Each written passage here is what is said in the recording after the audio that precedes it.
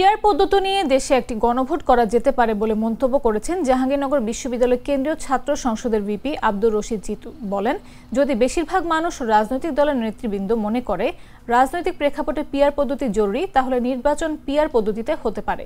বুধবার বেলা 11:30টার দিকে নিজ জেলা শরীয়তপুরের কেন্দ্রীয় শহীদ মিনারে সাংবাদিকদের সঙ্গে সৌজন্য সাক্ষাৎকালে এক প্রশ্নের জবাবে এসব কথা বলেন তিনি।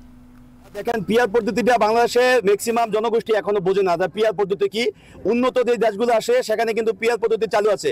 তো উন্নত দেশের সাথে তুলনা করে আমরা দেখেছি পিছনে বিভিন্ন পদ্ধতি, বিশেষ করে শিক্ষা কাঠামোতে বিভিন্ন পদ্ধতি চালু করা হয়েছিল, কিন্তু সেগুলো কিন্তু সফল হয়নি। তো আমি মনে করি বাংলাদেশের মানুষ এখনো গণতন্ত্রের ব্যাপারে শতভাগ, তারা কিন্তু এখনো বুঝেন না, এবং গণতন্ত্রের সুষ্ঠু চর্চা কিন্তু বাংলাদেশে নেই, অতীতে ছিল না। তো সেক্ষেত্রে পিআর পদ্ধতি এই মুহূর্তে চালু করাটা বাংলাদেশের জনগণ যদি রায় দেয় সেখানে করা উচিত হবে বলে মনে করি।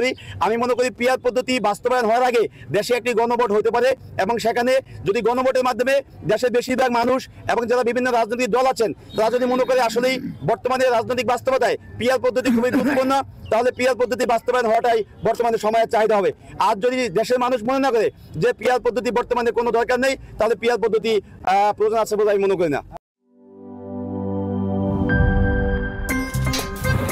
আমার একটা স্মার্ট সিদ্ধান্তে 25% গ্যাসের খরচ কমেছে। ভাবছেন কিভাবে?